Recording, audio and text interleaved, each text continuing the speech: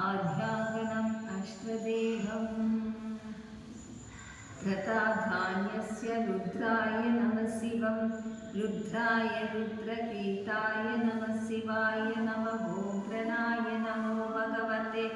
श्रीमङ्गलम् आदिशिवाय नमः प्रणम् महेशरूपं शिष्टिवदनं देवलोकाय शास्त्रहस्य भुवयोऽहं कलियुगसिद्धवेदाङ्गशास्त्रहं रुद्राय नमः रुद्रवीराय नमः रुद्रयोहाय नमः रुद्रशान्ताय नमः रुद्रप्राणाय नमः रुद्रवीराय नमः रुद्रयोगाय नमः रुद्रकृतदेवाय नमः रुद्रक्रियाय नमः रुद्रमङ्गलाय नमः ॐ रुद्राय रुद्ररुद्राय रुद्रक्रियाय रुद्रशक्ति प्रणदेवं रुद्राय नमो नमः शिवाय नमः प्रणम् अज्ञानन्याहस्य प्रपञ्चाद्योहस्तनं श्रीमङ्गलं भुवदेवस्य हाय नमः शिवाय नमः प्रभु अश्वदेवं श्रीमङ्गलम् आदिनित्यं विभूत्याय यस्यः तद्रूपं शिवाय नमः गुरुदेवाय नमः शिवम् आध्याय नमः त्वः तद्वेद श्रीमङ्गलं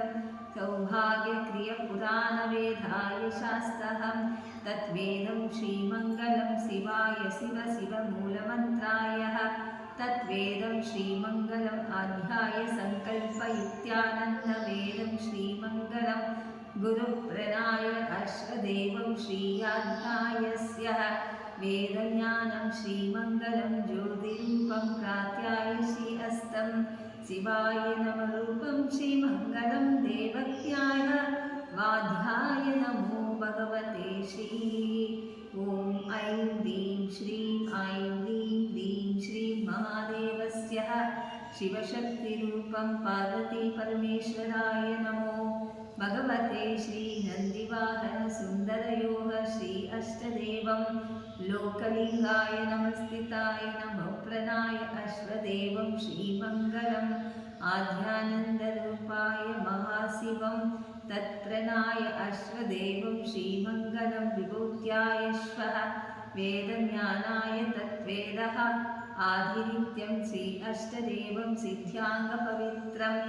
ॐ ऐं ह्रीं ह्रीं ह्रीं श्रीं ऐं ह्रीं महादेवस्य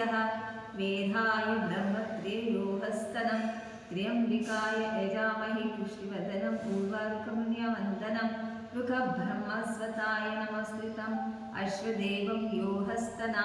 मृच्छिव आधारणमम्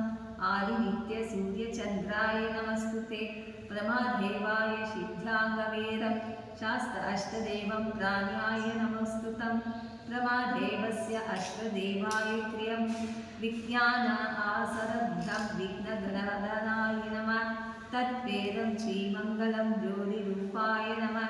भोगवेदं श्री अष्टदं बाध्याय नमः शास्त्राय प्रमादेवं श्रीमङ्गलं अधिनित्याय गौरी अष्टदेवाय गंगादेवी श्रीमङ्गलं भोजिताय जलं पुण्यस्तनाय नमः शिवाय अग्निरूपाय स्वास्वा अष्टदेवं श्रीमङ्गलं जगद्देवाय देवाय नमस्कृतं लोककरुणाकराय भुवयोऽहं शिष्टिवदनं पञ्चशास्त्राय नमो भगवते श्रीमङ्गलं गौर्याधनाय नमः शिवाय नमः शिवाय नमः शिव शिवाय नमः।